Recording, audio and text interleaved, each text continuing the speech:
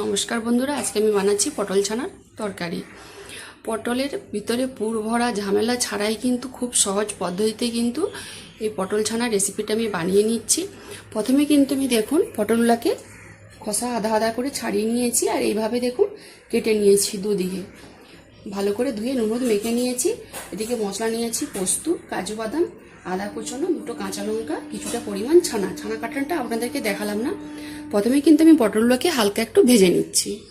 পটল ভাজার জন্য কড়ার মধ্যে পরিমাণ মতো আমি সরষের তেল দিয়ে দিলাম। তেলটা দেখুন ভালো করে গরম হয়ে গেছে। এবারে পটলগুলো দিয়ে দিই। পটলগুলো দেখুন অনেকটাই কিন্তু লাল লাল করে ভাজা হয়ে গেছে। এবার আমি মশলাটা বেটে নিচ্ছি। একটা মিক্সার কৌটা নিয়েছি। এই কৌটার মধ্যে আদা কুচনো, কাঁচা লঙ্কা, পোস্ত আর কাজু বাদাম একসাথে দিয়ে দিলাম। অল্প জল দিয়ে ভালো করে পেস্ট করে নিচ্ছি। মশলাটা দেখুন ভালো করে কিন্তু পেস্ট করে নিয়েছি। পটলগুলো যখন লাল লাল করে ভেজে নিয়েছি, এবার জায়গাতে এগুলো তুলে নিচ্ছি। এবার আমি তরকারিটা করে নিচ্ছি।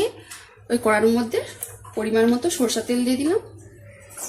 ফোড়নে দিয়ে দিচ্ছি গোটা গরম মশলা, শুকনো লঙ্কা, গোটা জিরে।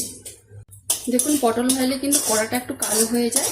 দেখুন আমার ফোড়নটাও কিন্তু ভালোভাবে ভাজা হয়ে গেছে। এবারে দিয়ে দিচ্ছি বেটে রাখা মশলাটা।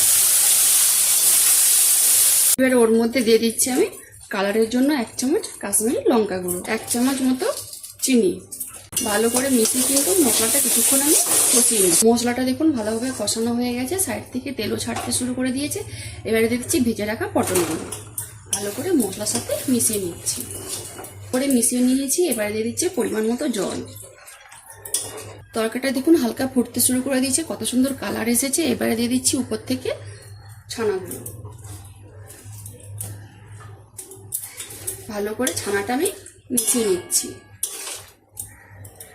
তরকারিটা দেখুন ভালোভাবে ফুটতে শুরু করে দিয়েছে। এবারে দিয়ে দিচ্ছি আমি পরিমাণ মতো নুন।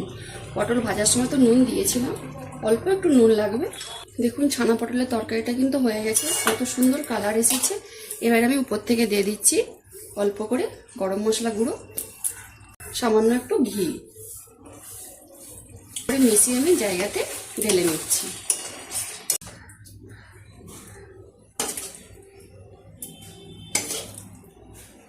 পটল ছানা তরকারিটা কত সুন্দর কালার এসছে দেখলেন তো।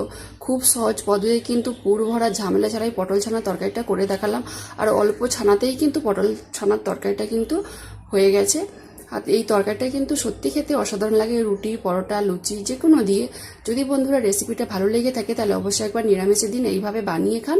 যদি ভালো লেগে থাকে তাহলে অবশ্যই কমেন্টে জানাবেন। যেসব বন্ধুরা আমার রান্নার ভিডিও দেখতে পছন্দ করেন তারা ফেসবুক থেকে আমার রান্নার ভিডিওর প্রোফাইলটাকে লাইক, কমেন্ট, বন্ধুদের মাঝখানে শেয়ার করে পাশে থাকবেন। যারা ইউটিউব চ্যানেল থেকে দেখছেন তারা সাবস্ক্রাইব করে পাশের ঘন্টায় ক্লিক করবেন। সবাই ভালো থাকুন, সুস্থ থাকুন আর সাবধানে থাকুন।